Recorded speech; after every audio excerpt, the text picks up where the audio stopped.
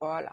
Donc, un couple redox, il y a la forme oxydée du couple, qu'on qualifie aussi d'oxydant, et raide, la forme réduite du couple, le réducteur. Alors après, quand on compare deux couples l'un par rapport à l'autre, il y aura une forme qui est plus oxydante que l'autre. Et donc, on comparera le pouvoir oxydant d'un couple par rapport à un autre. Et le couple, il est caractérisé par un potentiel standard. Alors, vous savez ce qu'est un potentiel, puisque en physique, en électricité, quand vous utilisez un voltmètre, vous mesurez une différence de potentiel entre deux bornes. Donc là, on va avoir le potentiel à une borne du voltmètre, pour faire simple. Alors, pour écrire la demi-équation d'un couple redox, la demi-équation comme ceci, avec des électrons, des H+, ou des H2O, il faut équilibrer d'abord les atomes autres que l'hydrogène et l'oxygène, le fer, le soufre, le chrome, l'iode, etc. Tout ce qu'il peut y avoir. Alors, exemple ici, vous avez le couple permanganate MnO4- et à côté Mn2+. Donc, on équilibre d'abord le manganèse, c'est fait. Ensuite, deuxième étape, il faut équilibrer les atomes d'oxygène en ajoutant H2O. Donc là, vous voyez qu'il y a 4 atomes d'oxygène. De ce côté, il n'y en a pas. Donc, de ce côté, il va falloir ajouter de l'oxygène. Donc, on ajoute 4 H2O. Ensuite, équilibrer les atomes d'hydrogène en ajoutant H+. Donc là, vous voyez que l'hydrogène, il n'y en a pas de ce côté. Et de l'autre côté, il y en avait 2, 4 fois. Donc ça fait 8. Donc il va falloir ajouter 8 H+.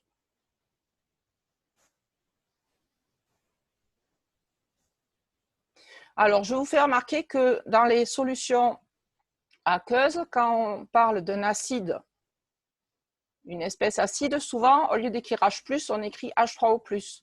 Mais en oxydoréduction, c'est courant d'utiliser H+ aqueux, parce que si vous ajoutez H3O+, vous ajouteriez encore de l'oxygène ici de ce côté, H3O+, et ça déséquilibrerait, puisque là, il n'y en aurait pas le même nombre. Et donc, on tourne en rond pendant longtemps. C'est pour ça qu'en oxydoréduction, l'acide, il sera toujours noté H+, alors que dans la partie acide base, on le notera H3O+. Et pour finir, il faut équilibrer les charges en ajoutant les électrons. Les électrons, c'est les espèces qui sont négatives, donc il faut les ajouter toujours du côté où il y a trop de charges plus. Alors de ce côté des charges plus, il y en a 8 moins 1, ça fait 7, puisqu'elle mène au 4 négatif. Donc là, il y a 7 charges plus, alors que de l'autre côté, il n'y en a que 2. Donc, le nombre d'électrons, ça va être 5. Voilà. Donc, je vous laisse le temps de compléter les équations. Je vais les donner au fur et à mesure. Alors, l'équation la plus simple, ça peut être celle-là. Ag plus Ag. Donc, celle-là, pour l'équilibrer, le plus simple, il faut juste un électron.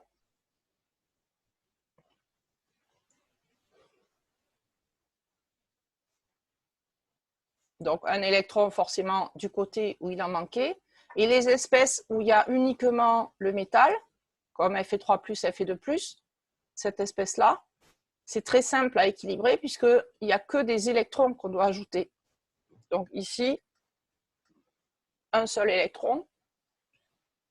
Cu2+, Cu, c'est pareil.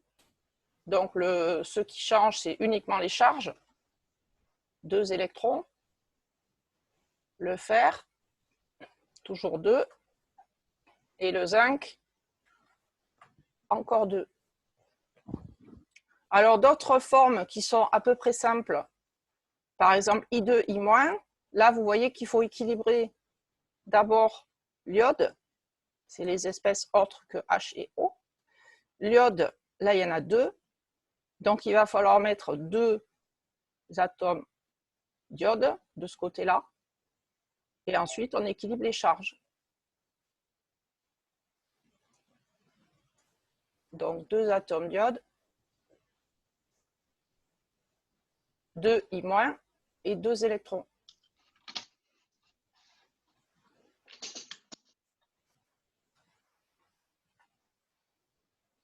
H plus H2, c'est la même chose. Sauf que cette fois, les deux, ils sont de ce côté. Et ensuite, dans les autres couples que je n'ai pas remplis, vous allez avoir à équilibrer avec de l'oxygène ici, ici et là. Alors celle-là, c'est la plus simple des 3 qui restent, parce que vous voyez que si on équilibre le soufre, là il y en a 4, là il y en a 2. Donc il suffira de mettre 2 fois cette espèce-là. Et si vous mettez 2 fois cette espèce, comme il y a 3 oxygènes, 2 fois ça ferait 6, et ça fait le même nombre. Donc en fait, là, quand vous équilibrez ce couple-là, il y a uniquement des électrons à rajouter. 2 électrons. Alors pour les autres, il faut équilibrer d'abord le chrome, donc ça fait 2 Cr3+, et ensuite vous ajoutez H2O, H+, et les électrons.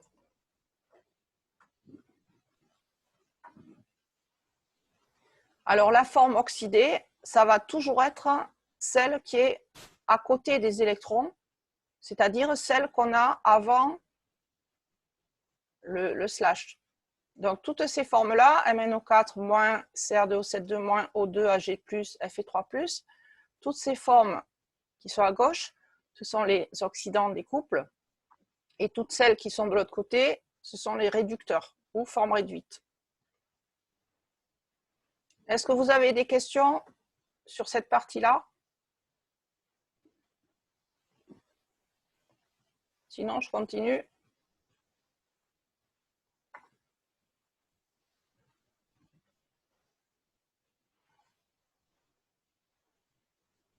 Alors, je continue. On a la page 2. Alors, une définition à savoir par cœur, le nombre d'oxydation ou degré d'oxydation, ça caractérise l'état d'oxydation d'un élément chimique, c'est-à-dire combien il a perdu d'électrons à partir d'un atome. Et on va le noter en chiffre romain, sauf quand vous avez le chiffre 0, puisque le chiffre 0 n'existe pas en chiffre romain, donc on écrit un 0 normal. Alors ça, c'est une notion que vous connaissez, parce qu'on vous a déjà parlé, je l'ai écrit ici, une solution de fer 2, entre parenthèses 2. Ça, vous avez probablement dû le voir en chimie, une solution de fer 2. En fait, le 2, en chiffre romain, ça correspond au nombre d'oxydation. Et ça, c'est une solution de Fe2+. Voilà, une solution de fer 2. Donc la charge 2+, c'est que le fer a perdu 2 électrons, et ces 2 électrons, ça correspond au nombre d'oxydation en chiffre romain 2.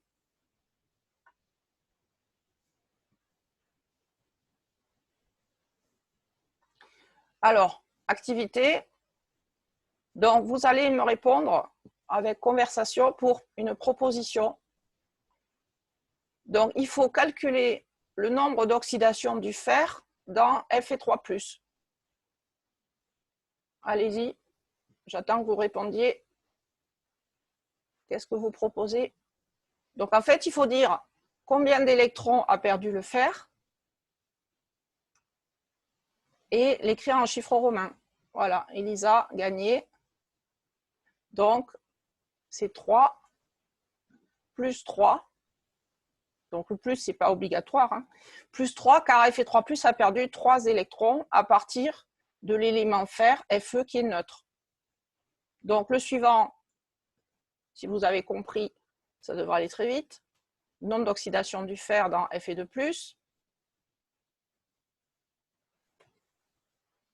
OK, donc c'est 2, c'est exactement pareil. Et puis, le troisième, nombre d'oxydation du fer dans le fer. En fait, vu que c'est le même, le fer dans le fer, ça fait 0. Car le fer n'a perdu aucun électron. Alors, on continue. On a vu jusque-là des espèces qui étaient positives ou neutres. Maintenant, on voit une espèce négative. Donc, l'oxygène, il pourrait être négatif.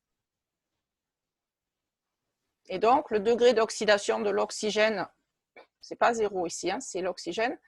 Dans O2-, ça va être, je vous écoute, enfin, je vous lis. Qu'est-ce que vous proposez? Voilà, négatif. Donc, on met le signe moins, puisque cette fois, l'oxygène, il a gagné 2 électrons. Et donc, en algébrique, il a perdu moins 2 électrons, puisqu'il en a gagné 2. Donc, vous voyez qu'on note en algébrique. Alors ensuite, là, c'était très simple, puisqu'il suffisait de regarder la charge ici. Pour l'instant, la charge, ça correspondait à la valeur en chiffres romains. Évidemment, ce serait le monde des bisounours si on en restait là. Donc maintenant, je vous demande le nombre d'oxydation de l'oxygène dans la molécule O2. Comment on fait ici? Vous avez une molécule. Vous n'avez plus un seul atome. Donc, il va falloir d'abord écrire la molécule selon Lewis. Donc, la représentation de Lewis, vous vous rappelez, il y a 2 doublés ici et 2 électrons célibataires pour l'oxygène. Donc, la molécule, elle ressemble à ça. Alors, pour trouver le nombre d'oxydation de chaque élément, quand vous avez une molécule avec 2 éléments, il faut regarder quel atome est plus électronégatif que l'autre et quel atome va prendre des électrons à l'autre. Donc ici, le plus électronégatif, ça va être lequel? Étant donné que c'est 2 fois le même, ils ont la même électronégativité, il n'y en a aucun qui pourrait prendre des électrons à l'autre, puisqu'ils ont la même force pour tirer les électrons. Donc, combien vaut le nombre d'oxydation de l'oxygène? Je vous laisse le temps de répondre. Dans la molécule O2, vu qu'aucun atome n'a pris d'électron à l'autre, exactement, ça va faire 0. Aucun atome n'a perdu d'électrons à partir de l'élément oxygène. Et de la même façon, le nombre d'oxydation de l'hydrogène dans la molécule H2, c'est exactement le même cas. Ça va être 0 aussi. Parce que comme les 2 atomes sont identiques, aucun atome n'a pris d'électron à l'autre. Donc ça, c'était une molécule à 2 atomes, mais c'était encore simple puisque c'était 2 fois le même.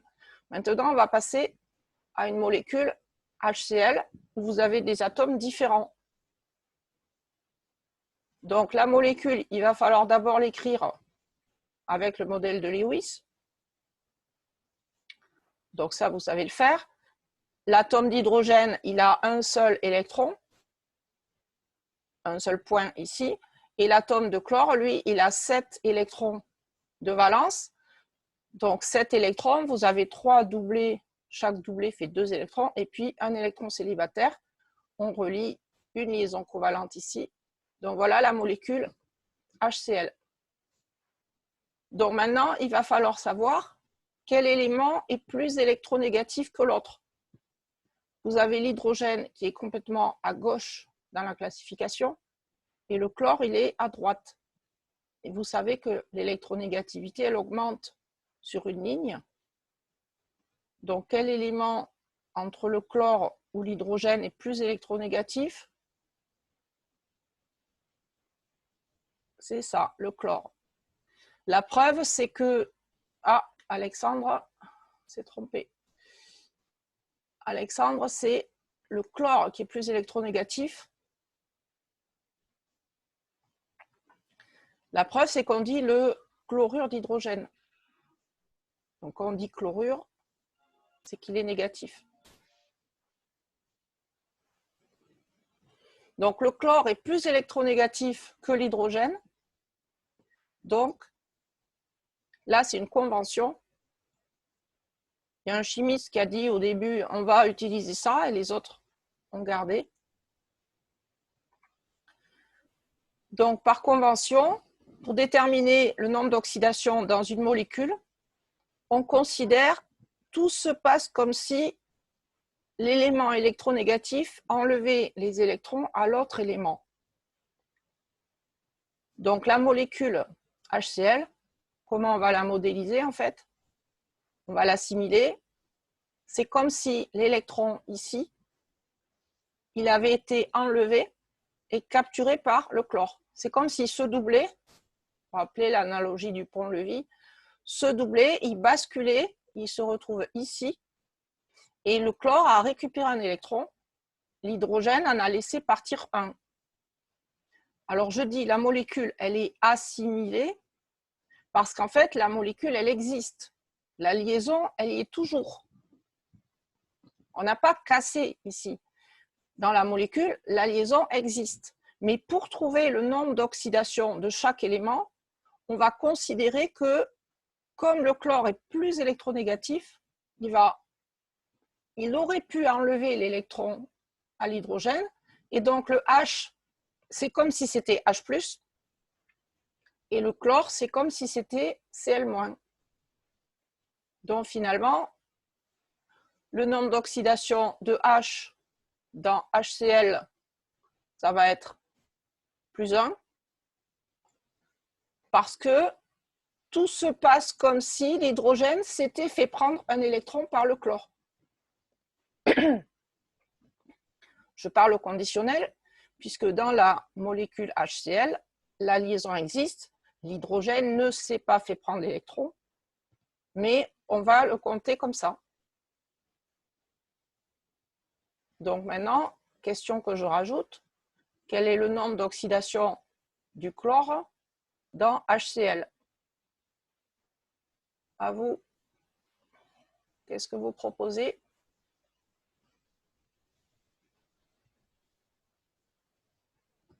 C'est ça. Ben non, je suis impressionnée, j'explique bien.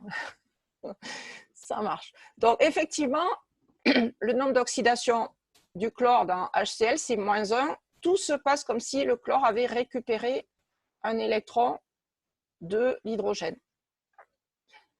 Alors maintenant, une molécule encore simple, la molécule H2O. Cette fois, il y a 3 atomes. Donc la molécule H2O en représentation Lewis, celle-là, vous la connaissez par cœur. L'oxygène a 2 doublés, 2 électrons, qui fait des liaisons avec 2 atomes H. Alors, quel est l'élément plus électronégatif entre l'oxygène et l'hydrogène? Ça, on l'avait vu dans le chapitre où on avait dessiné les moments dipolaires. Exactement, l'oxygène est plus négatif. L'oxygène, il se charge delta-. L'oxygène est plus électronégatif. Donc, on va utiliser, comme pour HCl ici, comme pour ça, on va utiliser une molécule assimilée où chaque atome, s'il est plus électronégatif, il récupère tous les électrons par rapport à l'autre. Donc, vous voyez que l'oxygène, ici, il a récupéré le pont-levis, s'est rabattu d'un côté, et le deuxième, ici. Donc, l'oxygène, c'est comme si maintenant, il était chargé 2-, et chaque hydrogène chargé plus. Donc, que vaut le nombre d'oxydation? On répond à la question. Nombre d'oxydation de l'oxygène dans H2O.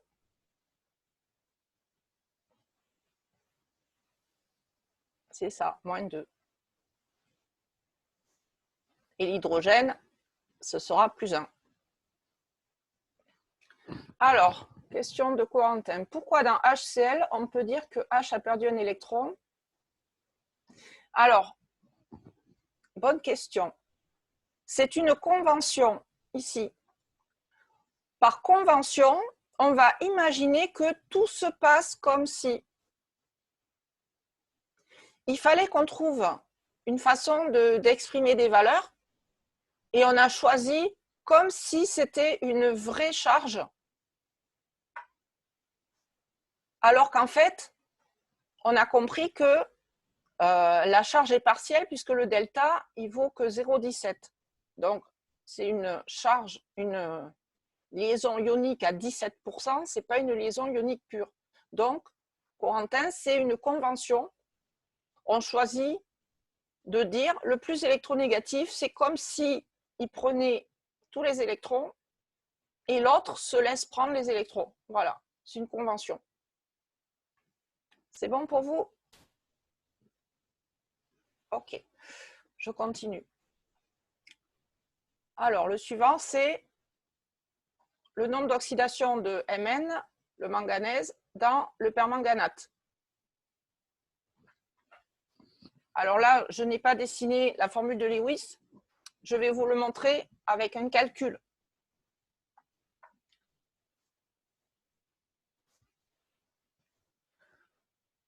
Donc, en général, comme on a vu au-dessus, dans le cas de HCl et dans le cas de H2O, pour l'hydrogène, le nombre d'oxydation, on considère que c'est toujours plus 1. Puisque dans la plupart des molécules simples, l'hydrogène, il est moins électronégatif que les autres. C'est comme s'il s'était fait prendre à chaque fois son électron. Donc, à chaque fois que vous allez voir l'hydrogène, vous direz c'est toujours plus 1. Et l'oxygène, il est plus électronégatif que la plupart des éléments. C'est rare dans une molécule qui a à la fois l'oxygène et le fluor. Donc, l'oxygène est plus électronégatif que les autres. Et en général, l'oxygène, il a récupéré 2 électrons.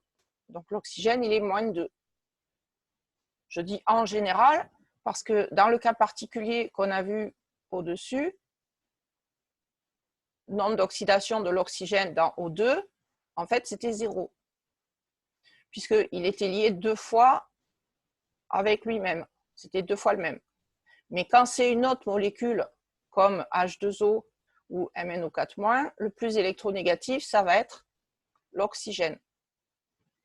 Donc, en général, quand vous aurez un calcul à faire, vous direz qu'à chaque fois qu'il y a un hydrogène, c'est plus 1, et à chaque fois qu'il y a un oxygène, c'est moins 2. Donc, dans le cas de MnO4-, il y a une formule qui existe, une sorte de méthode. La somme des nombres d'oxydation des éléments de la molécule, c'est la charge globale. Alors, pas de panique, je vais vous expliquer ce que ça veut dire. Donc, MnO4-, la molécule qu'il a, on veut trouver la valeur du nombre d'oxydation du manganèse. Donc, cette valeur du nombre d'oxydation, on va l'appeler X. Donc, X, c'est la valeur inconnue qu'on doit trouver. Donc, la réponse nombre d'oxydation Mn dans MnO4-, ce sera X. Le but, c'est de trouver l'inconnu X. Donc, MnO4-, il est constitué de quoi? Il y a un manganèse, sa valeur c'est X. Il y a 4 atomes d'oxygène, chacun, la valeur c'est moins 2. Donc, on doit additionner X et 4 fois la valeur moins 2. Et ça va être égal à la charge globale. La charge globale, c'est moins 1. Donc, ça va vous donner une équation quand on additionne. Donc, X plus 4 oxygènes fois moins 2 égale la charge globale moins 1. Donc, c'est une équation linéaire simple. X plus moins 8 égale moins 1. Donc, le moins 8, vous le faites passer de l'autre côté. Et le résultat, ça fait 7. le 7, on l'écrit en chiffres romains.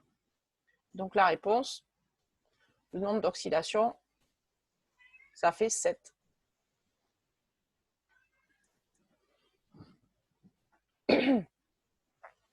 Alors pour l'autre, on va voir si vous avez compris parce qu'on va appliquer la même méthode. Le nombre d'oxydation du chrome dans l'espèce Cr2O7 de moins. Ça, c'est l'ion qu'on appelle dichromate. Donc, on va faire pareil. On va dire le nombre d'oxydation du chrome, l'inconnu dans notre espèce, on l'appelle X. Et le but, c'est de trouver X. Donc, il va falloir écrire une équation un peu comme celle que je surligne au-dessus. Et le but, c'est de trouver la valeur de X. Alors, je vous laisse proposer l'équation.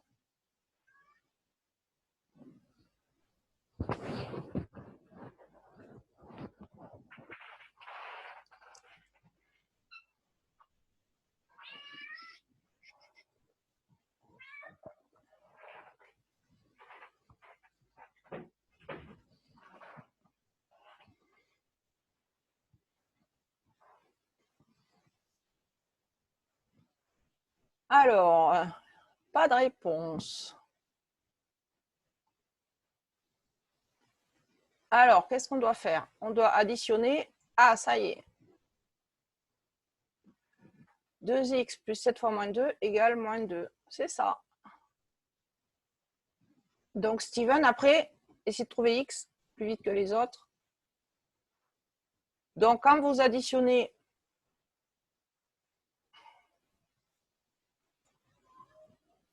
il y a 2 atomes de chrome, donc ça fait 2x. Il y a 7 oxygènes, chacun moins 2, le tout moins 2, donc x. On fait passer le 7 fois 2 de l'autre côté, ça fait plus 14. Et Luana propose 6. Réponse exacte. Donc 6, nombre d'oxydation, on doit l'écrire en chiffres romains. Et la réponse, nombre d'oxydation du chrome dans Cr2O7 de moins, c'est plus 6.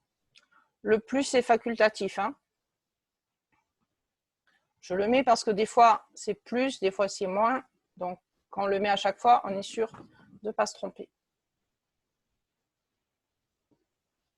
Allez, on a fini pour les exemples et on attaque la suite.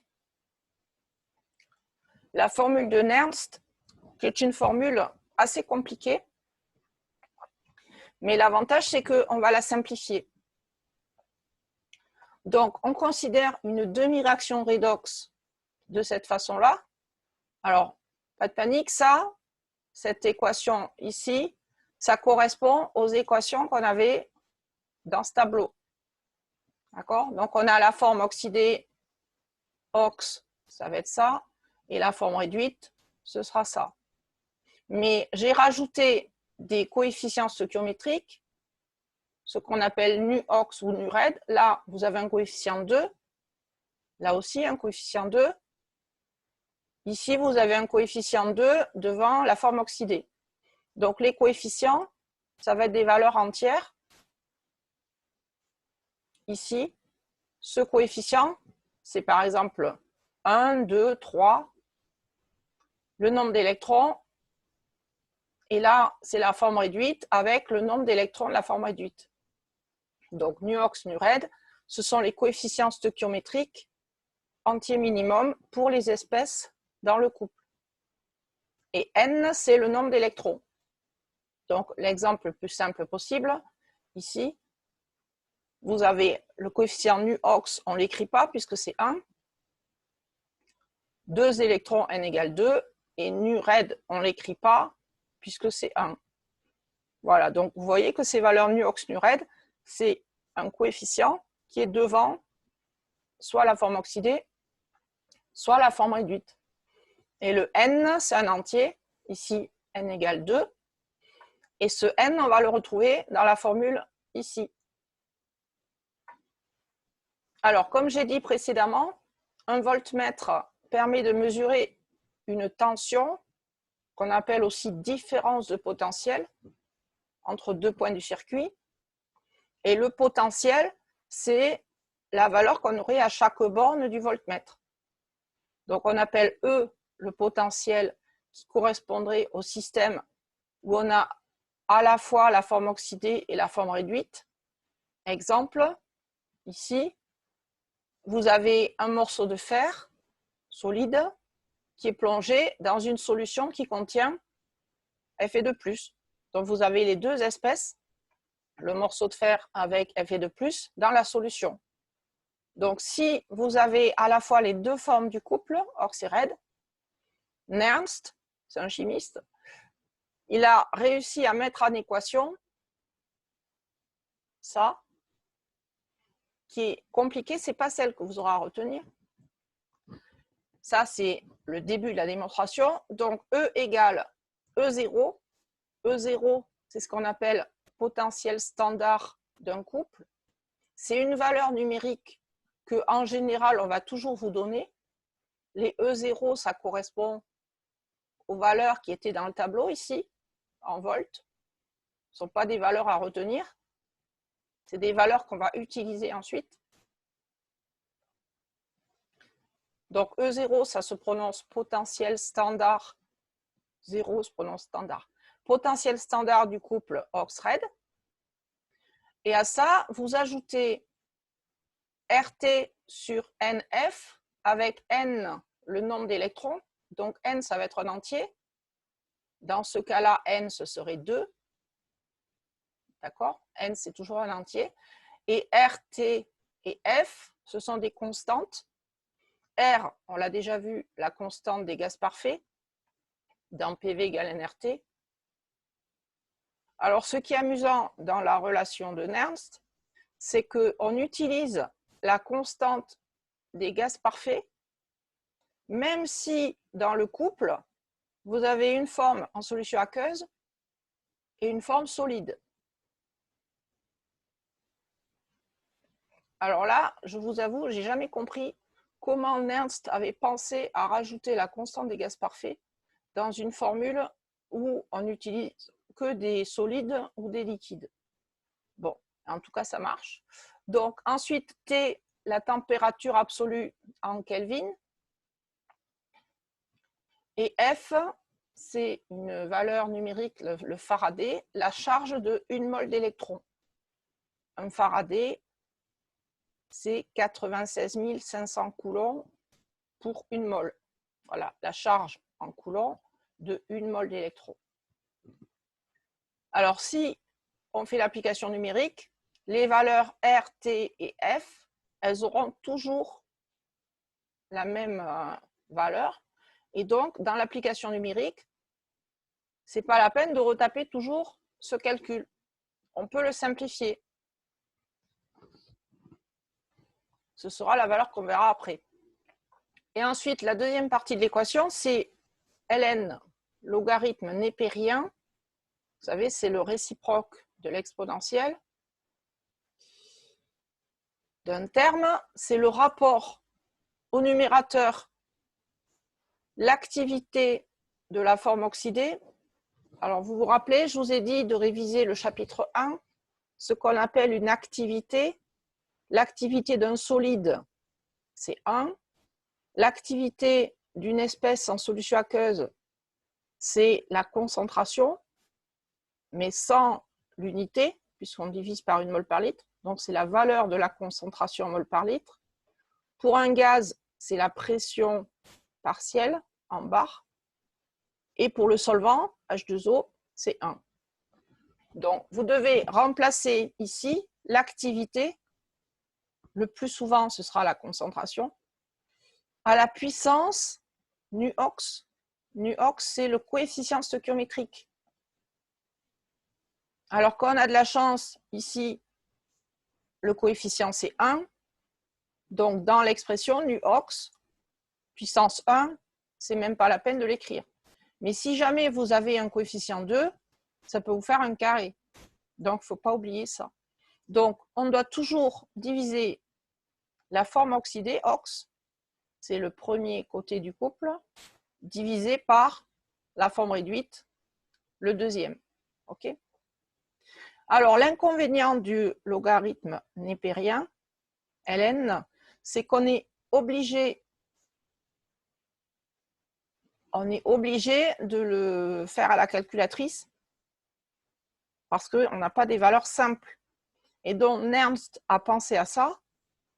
L'application numérique RT sur F, comme j'ai dit tout à l'heure, ça avait une valeur fixe. Et il a rajouté ln de 10. L'intérêt du ln de 10, c'est pour transformer le logarithme népérien ici en logarithme décimal. Vous voyez que là, la formule, elle s'est transformée. On a maintenant un log décimal. Le ln devenu log. Et la valeur numérique, 0,06, c'est ce qu'on trouve le plus souvent dans les exos. Des fois, dans l'énoncé, vous avez 0,059 volts. Donc, si on vous donne en exo cette valeur, vous l'adaptez, vous l'utilisez. Ça, ce sera dans les données. On pose RT sur F ln de 10 égale 0,06. Et donc, quand vous avez cette valeur-là, vous l'utilisez directement. Donc, la formule de Nernst, ça, c'est à savoir par cœur. E0, c'est la valeur qu'on vous donnera à chaque fois. Plus 0,06 sur n, n, c'est le nombre d'électrons qui sont échangés dans l'équation, ici 2. Donc, ça peut être 1, 2, 3, 5, 8. C'est la valeur de n. Et l'activité de Hawks divisée par l'activité de Reid. Donc, on va faire des exemples tout de suite. Application, diagramme d'existence ou de prédominance. Donc, je garde l'exemple vu au-dessus. Fe2 plus 2 électrons donne Fe. Alors, question de Elisa. La formule est valable seulement pour un mélange des deux formes. Alors, si vous avez un mélange qui contient les deux formes Ox-Red, alors la formule s'applique. Par contre, s'il y a une seule forme, par exemple, si vous avez uniquement la lame de fer et que dans la solution, il n'y a pas Fe2+, dans ce cas-là, le potentiel n'est pas donné par la formule. Parce que Fe2+, s'il n'y en a pas, sa concentration, ça ferait 0. L'activité de Ox, ici, la concentration, ça ferait 0. Et log de 0, on ne peut pas le faire. Et donc, ça plante. Donc, oui, la formule, elle est valable uniquement s'il y a les deux espèces, Ox et Red, en présence. Alors, concrètement, si vous mettez un morceau de fer dans de l'eau où il n'y aurait pas Fe2+, il va y avoir de la corrosion et au bout de peut-être 1 minute, il va apparaître quelques petites molécules Fe2+. Et dès qu'il y aura Fe2+ en solution, la formule va s'appliquer. Par contre, inversement, si vous avez uniquement Fe2+ et pas le fer solide, là, la formule ne s'appliquera pas. Donc,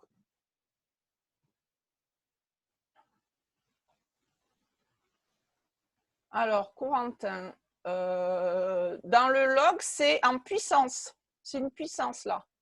Le nuox, c'est une puissance. On va voir les exemples après. C'est en puissance. Alors, donc, premier exemple. Un morceau de fer dans lequel, enfin, que l'on a fait plonger en solution Fe2+. Donc là, si vous deviez brancher le voltmètre, vous utilisez une pince croco, le fil directement et vous allez dans le voltmètre. Donc, ce morceau de fer, ça correspond au circuit électrique, au début du circuit électrique où on branche le voltmètre. Et là, vous avez la solution. Évidemment, jamais on va plonger un fil électrique directement dans la solution aqueuse. la pince croco, on l'accrochera à une partie métallique. Donc, le couple redox, c'est Fe2 plus Fe. Si vous écrivez l'équation, elle est là. Avec les valeurs de coefficient NuOx, NuRed, ça fait 1. Et le nombre d'électrons échangés, ça fait 2.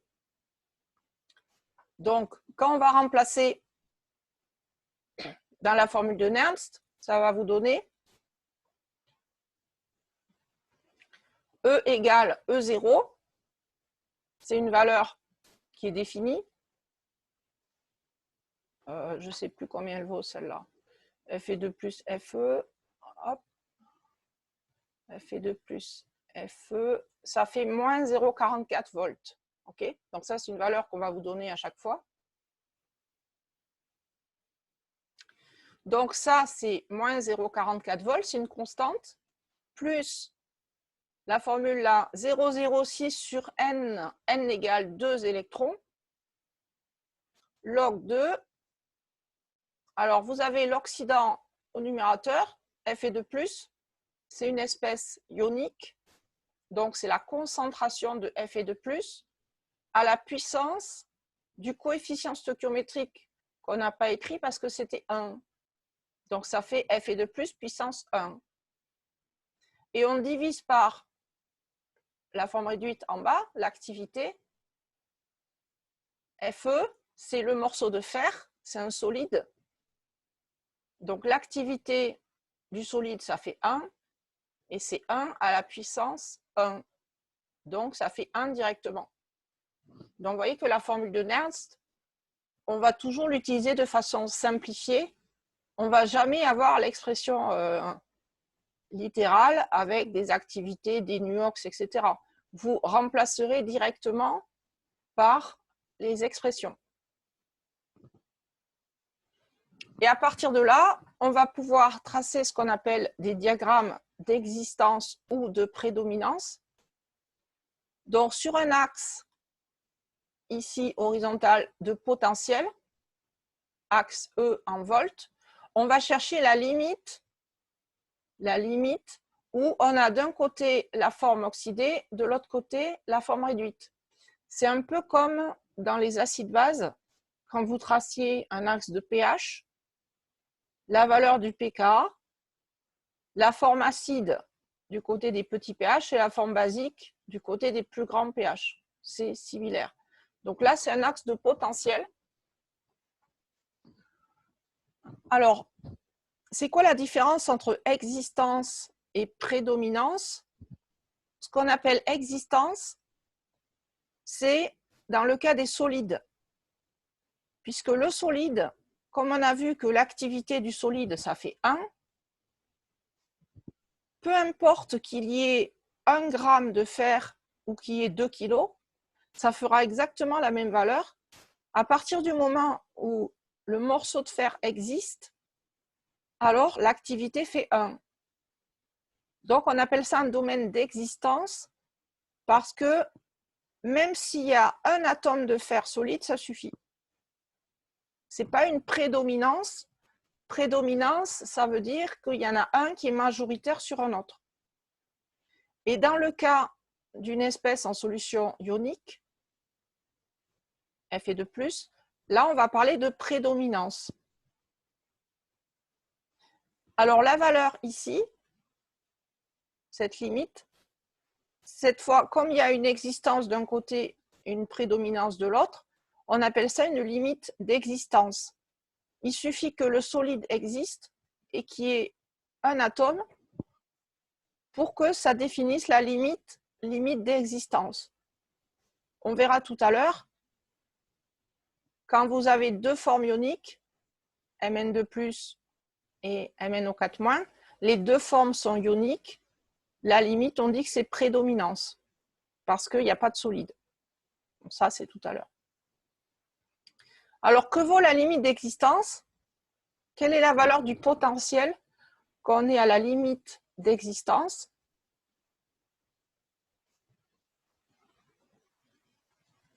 Alors, la valeur du potentiel, elle va être donnée par la formule de Nernst qui est ici.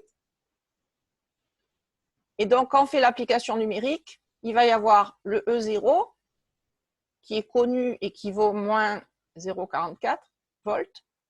Ensuite, 0,06 sur 2, application numérique, ça fait 0,03.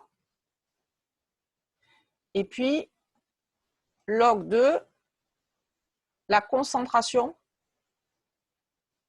du fer dans la solution. Donc, si jamais on avait utilisé un voltmètre et qu'on avait mesuré le potentiel de cette électrode-là, on aurait trouvé cette valeur. Ici, c'est moins 0,44. C'est la valeur qu'on avait trouvée dans le tableau. Plus 0,03 log de Fe de plus. Donc, vous voyez que si on arrive à trouver la valeur du potentiel de l'électrode avec le voltmètre, connaissant la valeur, on pourra trouver la valeur de la concentration Fe de plus, ce terme-là. Puisque la seule inconnue, c'est celle-là, avec le log et avec une calculatrice, on pourrait trouver la concentration du fer. C'est une méthode pour trouver la concentration de fer dans une solution où on sait qu'elle contient du Fe de plus. On met une électrode de fer, on mesure la valeur du potentiel et à l'aide de la formule mathématique, on arrive à trouver Fe de plus. Il suffit de plonger un simple clou en fer. Alors après, ce n'est pas très précis. Les dosages par méthode chimique seraient plus précis, mais la relation de Nernst pourrait permettre de trouver la concentration de Fe de plus. Alors, je continue. Un autre exemple. Le couple avec le permanganate, MnO4-, 5 électrons, 8H+, et de l'autre côté, Mn2+, 4H2O. Donc, représenter le modèle, vous avez la solution qui contient à la fois MnO4- et Mn2+, mais aussi il faut qu'il y ait des H+. Alors des H+, des ions acides, même si on n'en a pas mis, il y en a toujours un tout petit peu. Vous savez que dans l'eau pure, H+, il y en a 10 puissance moins 7 mol par litre, pH égale 7, H+ égale 10 puissance moins pH. Donc même si on n'avait pas mis H+, il y en a 10 moins 7 mol par litre. C'est comme s'il y en avait, du point de vue de Nernst. Alors là, la formule, vous allez voir qu'elle est beaucoup plus compliquée, formule de Nernst. Parce que ce que je ne vous ai pas encore dit jusque-là, c'est que la forme oxydée, en fait, ce n'est pas juste MnO4- ox et Mn2+ red. La forme oxydée, c'est tout ce qui est à côté des électrons. C'est-à-dire, la forme oxydée, c'est à la fois MnO4- et aussi H+. Alors, quand on écrit le couple redox, on l'écrit comme ça, MnO4- Mn2+, mais on sous-entend dans l'écriture ici que ox, c'est tout ça. Et donc, la formule de Nernst qu'on avait vue ici, celle-là, vous avez activité de ox, forme oxydée, puissance nu ox, coefficient stoichiométrique. En fait, on va le partager en deux termes, puisque MnO4- et H+, le numérateur, ça correspond à la forme oxydée. Et en fait, chacun des termes, chacune des espèces, elle aura le coefficient stoichiométrique qui était devant elle. Donc, MnO4-, c'est un soluté, donc c'est la concentration puissance 1. Ensuite, H+, c'est un autre soluté, donc c'est la concentration H+, puissance coefficient stoichiométrique 8. Donc, vous voyez que là, on a puissance 8. Tout ça, c'est ox. Et on doit diviser par l'activité de RED. RED, c'est tout ce qui est de l'autre côté. C'est-à-dire, vous avez à la fois Mn2+, et puis H2O. Donc, au numérateur, c'est pareil. Mn2+, c'est la forme réduite. On a la concentration. Et ensuite, ce terme-là, pourquoi j'ai mis puissance 8? C'est puissance 4. Hein. Donc, vous avez la concentration de Mn2+, à la puissance 1, fois l'activité de H2O à la puissance du coefficient stoichiométrique, c'est-à-dire 4.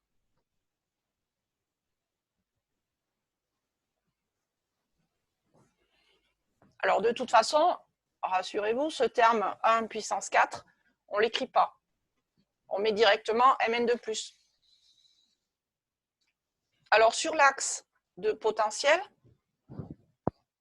comme on a fait au-dessus, cette fois, on va avoir deux domaines de prédominance, puisque les deux formes du couple, celles qui nous intéressent, MnO4-, Mn2+, les deux formes sont en solution aqueuse. Donc, ce n'est pas une histoire d'existence de solide. C'est prédominance des deux côtés. Et la valeur ici qui nous intéresse, la valeur du potentiel, cette valeur-là, c'est la valeur du potentiel pour que les concentrations soient égales. La limite de prédominance, ici, limite de prédominance, c'est la valeur du potentiel pour que les deux concentrations, Mn2+ et MnO4- soient égales. Alors, ce que je n'ai pas encore dit, ici, dans le montage, vous avez votre solution avec MnO4- et Mn2+. On ne pourrait pas plonger directement le fil électrique relié au voltmètre dans la solution. On a besoin d'une électrode pour se brancher. Et l'électrode, ça va être un fil de platine ou un morceau de platine. C'est cher, donc en général, c'est un fil de platine. Le platine, c'est un métal inoxydable qui coûte cher, mais l'avantage, c'est qu'il ne va pas être dégradé par corrosion. Donc, ce fil de platine, c'est à lui qu'on va relier le voltmètre. On est obligé d'avoir un métal qui soit extérieur au couple qui nous intéresse. Alors qu'au-dessus, dans le cas du couple avec le fer, l'électrode métallique à laquelle on reliait le voltmètre, c'est directement une espèce du couple. Là, les deux formes du couple sont ioniques, donc on est obligé d'avoir un métal extérieur inoxydable. Alors, quelle va être la valeur du potentiel à la limite de prédominance? Le E0, lui, on va le garder, c'est une valeur connue, plus 0,06 sur 5 log. La limite de prédominance, c'est la limite où il y a une espèce qui est supérieure à l'autre, en concentration. Donc, si vous êtes à la limite de prédominance, ça veut dire que les deux concentrations MnO4- et Mn2+, elles vont être égales. Et si vous vous placez pile sur cette limite-là, ce terme MnO4- sur Mn2+, ça disparaît, puisque ça fait directement 1. Donc, il va vous rester uniquement le terme en H+ puissance 8. Qu'est-ce qu'on fait quand on a un H+ puissance 8 dans un log? Le 8, il va sortir, il va passer devant le log. Donc, ça va vous donner ici 0,06 sur 5 fois 8. C'est la puissance 8 qui est sortie, qui est passée devant. Et log H+, c'est quoi? À vous, écrivez, c'est quoi log H+?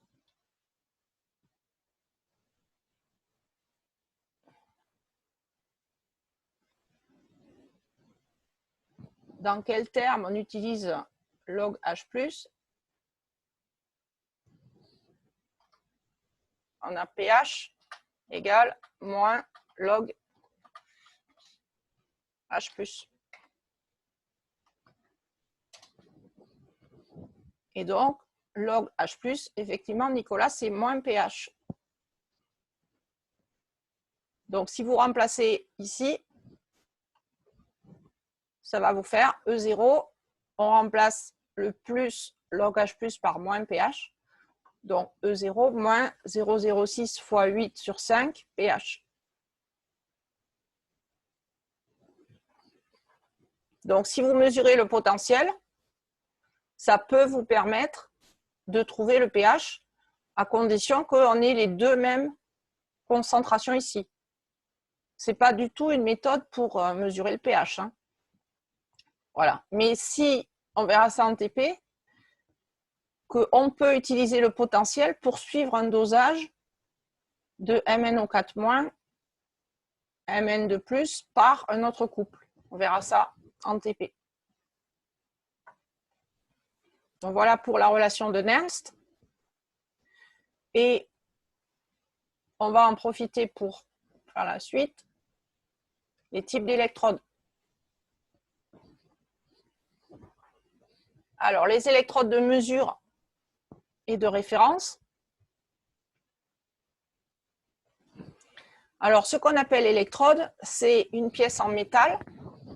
Ça peut être aussi du graphite, c'est conducteur, qui est relié à un appareil électrique. Alors, on distingue trois types d'électrodes qu'on appelle électrodes de première espèce, deuxième espèce, troisième espèce. Première espèce, deuxième, troisième. Alors, ce n'est pas important de retenir le type d'espèce. Ce n'est pas grave si vous avez oublié si l'électrode a été de première, deuxième ou troisième espèce. Ce qui est important, c'est de savoir à quoi ça va servir et qu'est-ce qu'on va pouvoir en déduire. Donc, la première espèce, même si ce n'est pas important de se rappeler que ça s'appelle comme ça, c'est quand vous avez un couple redox où il y a l'ion métallique en solution aqueuse et le métal solide. C'est le cas du premier montage qu'on a vu, où vous avez la solution Fe2+, et le morceau de fer. Donc, vous avez un couple redox où le métal et l'espèce ionique, c'est le couple qui est en solution. Donc, comme disait Elisa tout à l'heure, on est obligé d'avoir les deux formes dans le mélange et on va pouvoir utiliser la relation de Nernst. Alors, concrètement, c'est ce que vous avez ici. Le morceau de fer qui va être relié au voltmètre. On appelle ça une demi-pile, la moitié d'une pile. Et de l'autre côté, on a relié le voltmètre à autre chose. Par exemple, une solution où il y a Cu2+ et un morceau de cuivre. Donc, vous avez une demi-pile Cu2+, Cu. Donc, si vous reliez ça au voltmètre, tant que vous n'avez pas mis le pont salin, le voltmètre, il ne vous dit aucune valeur puisque le circuit est ouvert. Il ne va pas pouvoir vous donner une valeur. Et si vous mettez le pont salin, ça permet le passage des électrons dans le circuit, ça permet de fermer le circuit. Et là, vous allez pouvoir mesurer la valeur de la tension au voltmètre. Donc, il faut brancher le cuivre à la borne plus et le fer à la borne moins. Et vous pouvez lire une différence de potentiel, la tension du voltmètre, ici. Et cette tension, elle va être positive si vous l'avez branché, ici le V, ici le COM. Si jamais vous le branchez à l'envers, vous avez mis la borne plus ici, le COM ici, il va vous afficher une tension négative. Donc, comme on a mis deux métaux, là, un dans chaque bécher, le potentiel, il est accessible directement sur le métal avec une pince croco. Alors, comment on sait que le cuivre, c'est le pôle plus et que le fer, c'est le pôle moins? On le sait parce que, je reviens à la première page, Le couple Fe2 plus Fe, vous voyez qu'il a un potentiel moins 0,44 négatif. Et le couple avec le cuivre, il a une valeur de potentiel standard positif. Alors, cette valeur E0, elle ne fait pas tout, puisque dans la formule de Nernst, il y a aussi la concentration qui joue. La formule de Nernst, dans le cas de Fe2 plus Fe, elle est là.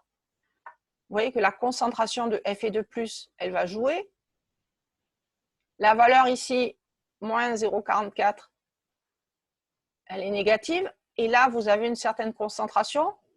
Mais comme il y a un terme en log, vous savez que les logs, ça écrase énormément les variations. Le terme en log, en général, il est négligeable par rapport au E0. Donc, ça veut dire que si vous aviez comme valeur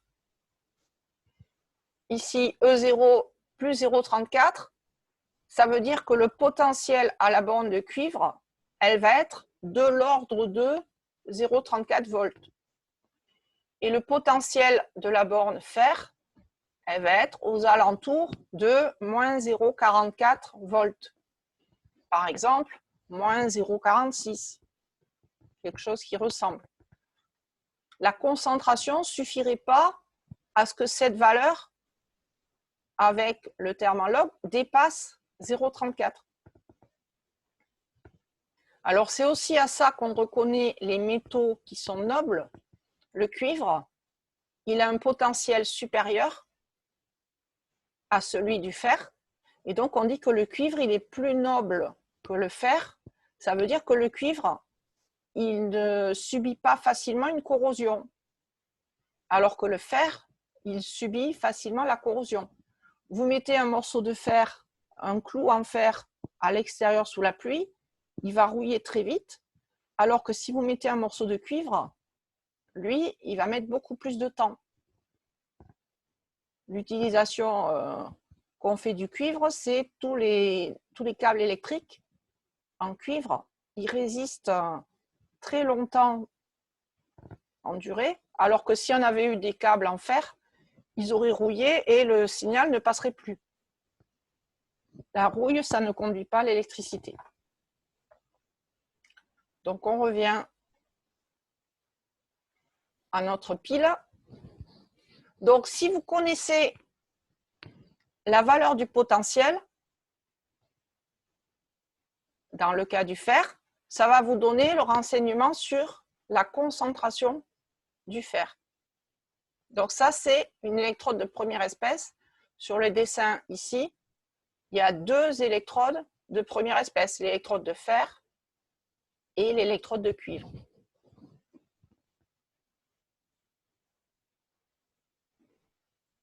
Alors ensuite, on passe aux électrodes de deuxième espèce. Alors les électrodes de deuxième espèce, le plus souvent, c'est des électrodes de référence. Elles ont un potentiel fixe. Et ce potentiel, je l'ai noté E indice référence. Et ça a une valeur définie. Toujours la même. Par exemple, une électrode au chlorure d'argent. Donc, l'argent, c'est le métal. C'est ça qui va être conducteur et qui va être relié après au voltmètre. C'est représenté ici par le petit tortillon là, qui est en argent, le fil d'argent. Et ensuite, ici, on va brancher le voltmètre. Et ce fil d'argent, il est recouvert de AgCl. AgCl, c'est Ag+, plus Cl-. Vous avez la forme oxydée Ag+. Donc, au niveau du contact dans la solution, il y aura Ag+, qui est sous la forme solide, il y en aura un tout petit peu en solution, Ag+. Et le fil d'argent, il va plonger dans la solution, il est recouvert par AgCl, mais il est quand même en solution. Donc, vous aurez les deux couples, Ag, Ag+, les deux espèces du couple Ag, Ag+. Et donc, ça va vous donner une valeur de potentiel. Et si la solution est saturée, ça veut dire qu'il y a du solide KCl et qu'on a une concentration en Cl- définie, vous aurez une valeur toujours la même, un potentiel fixe qui aura une valeur constante. Par exemple, pour cette électrode-là, la valeur de référence, c'est 197 millivolts. Donc, dans l'exemple au-dessus, c'est comme si la borne moins, cette borne-là, on avait mis l'électrode de référence. Au lieu d'avoir le fer, on met l'électrode de référence au chlorure d'argent. Et donc, de ce côté, cette borne-là, on saura qu'elle a une valeur de potentiel fixe. Donc, la tension du voltmètre, U égale la valeur qu'on mesure, ici c'est le cuivre, mesure, moins l'autre côté, ce serait la référence, 0,197 volts, qui est une valeur connue. Et donc, pour connaître la valeur du potentiel qu'on a mesuré, il suffit d'ajouter la valeur de référence, ici. Donc, ça fait E mesurer celui qu'on veut connaître. C'est la valeur du voltmètre auquel on doit ajouter la référence, en mettant bien sûr la même unité. Si le voltmètre il est en volts et là en millivolts, il faut faire la conversion avant de les ajouter. Donc là, l'électrode de deuxième espèce, en fait, il n'y a quasiment rien à retenir là-dessus. Ce qu'il faut savoir, c'est que c'est une valeur de potentiel constant et que ça permettra de trouver la valeur de la mesure qui nous intéresse. Alors, ce que je n'ai pas encore dit, c'est ce qu'on appelle la paroi poreuse, ici. Cette partie-là, c'est un peu comme une passoire qui laisserait passer des molécules d'eau et ça permet d'avoir un circuit où les ions circulent. Et ça permet de mesurer le potentiel. Si jamais la paroi poreuse, elle était obturée, elle était fermée, on ne pourrait pas lire une valeur, enfin on lirait une valeur sur le voltmètre, mais elle serait fausse. Ça, en TP, c'est arrivé très souvent parce que les élèves avaient oublié d'enlever le capuchon ici qui protégeait l'électrode. Il y avait un capuchon en plastique. Et quand ils le plongeaient dans la solution et qu'ils versaient avec la burette, il ne se passait rien. La valeur ne changeait pas parce qu'en fait, ils ne mesuraient pas une valeur correcte. Voilà. Donc, cette paroi poreuse, elle permet que le courant passe dans le voltmètre, dans le circuit, et pouvoir mesurer des valeurs fiables. Et pour finir, le troisième type d'électrode, c'est quand vous avez un couple redox, forme oxydée, forme réduite, les deux sont en solution aqueuse. C'est le cas pour MnO4-, Mn2+. Il n'y en a aucun des deux qui est métallique, et donc on ne peut pas directement plonger le fil du voltmètre dans la solution, donc on est obligé d'avoir une électrode de platine qui sert de circuit électrique. Donc les deux espèces du couple sont en solution aqueuse. On utilise en général en TP le platine, même si c'est plus cher, on a quand même des résultats plus fiables que quand c'est le graphite. Et le potentiel de la solution, il est accessible sur le fil de platine. Donc je reprends la relation de Nernst qui était donnée au-dessus. Donc le potentiel que vous allez mesurer sur cette électrode-là, il vous permettra de connaître le rapport MnO4- sur Mn2+. Et en TP, pas celui que vous devez faire pour demain, celui pour la semaine prochaine. En TP, le fait d'utiliser une électrode comme ça permettra de faire un dosage, de suivre un dosage où on doit doser MnO4- par exemple, qui se transformerait en Mn2+.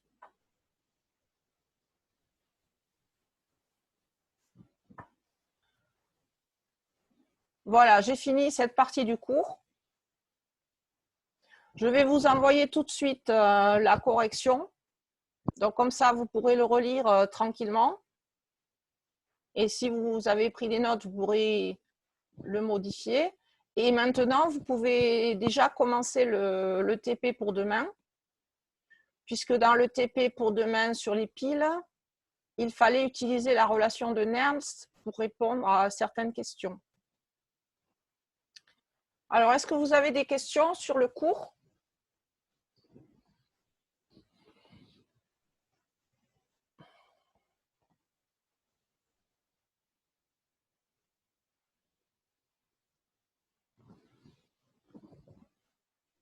Si vous n'avez pas de questions, on se dit au revoir, à demain. Alors, question. À quoi correspond la référence pour le deuxième cas? C'est quoi le deuxième cas? C'est quoi que vous appelez le deuxième cas? L'électrode de deuxième espèce? Ouais, j'ai pas eu le temps d'écrire, c'est ça, électrode de deuxième espèce. Alors, ce qu'on appelle référence, c'est un potentiel qui est fixe. Et la différence quand on mesure au voltmètre, cette valeur de potentiel de référence, elle ne changera jamais. Même si vous êtes en train de faire un dosage, la valeur de la mesure, elle va varier parce que ça correspond à la relation de Nernst. Si les concentrations varient, la valeur varie. Par contre, la référence, le potentiel de l'électrode de référence, lui, il est fixe. Donc, je répète, si dans ce montage-là, au lieu d'avoir le fer, la demi-pile avec du fer, si vous aviez utilisé l'électrode de référence ici, on met l'électrode de référence à la place du fer, alors la tension du voltmètre, ce sera le potentiel du cuivre moins le potentiel de la référence, qui est constant. Et comme la référence, ici, elle a une valeur constante, du coup, si on la fait passer de l'autre côté de l'équation, la valeur de la mesure, c'est la tension plus la référence. Alors, pour l'électrode de première espèce, non, alors, Elisa, l'électrode de première espèce, c'est un seul côté du couple. Par exemple, uniquement la demi-pile Fe2 plus Fe, ça c'est une électrode de première espèce, et de l'autre côté, c'est une autre électrode de première espèce. Là, j'ai couplé deux électrodes de première espèce. Parce une seule électrode de première espèce, ça ne permet pas d'utiliser le voltmètre. Le voltmètre, on peut l'utiliser que si on a deux électrodes branchées. Donc, ce cas-là, vous avez deux électrodes de première espèce. Alors, Nicolas, pour les électrodes de troisième espèce, comment on fait pour mesurer la tension? Alors, l'électrode de troisième espèce, ici, c'est, par exemple, le bécher là. Vous avez le platine et les deux ions MnO4-, Mn2+. Et de l'autre côté, on met la référence. Donc, le voltmètre, il va être relié d'un côté à votre mesure, le platine, et de l'autre côté à la référence. Et donc, on mesure la tension avec l'électrode de troisième espèce à la borne plus et une électrode de référence à la borne moins. À chaque fois, pour utiliser un voltmètre, il faut deux électrodes.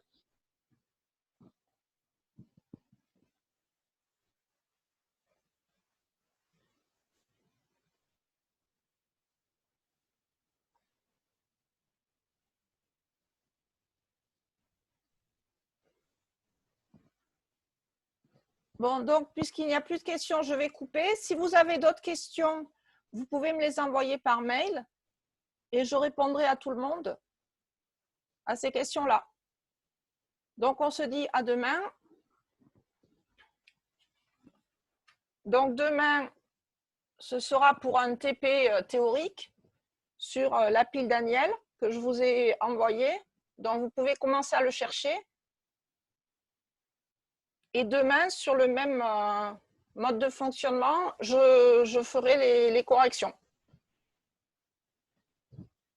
Merci beaucoup et à demain.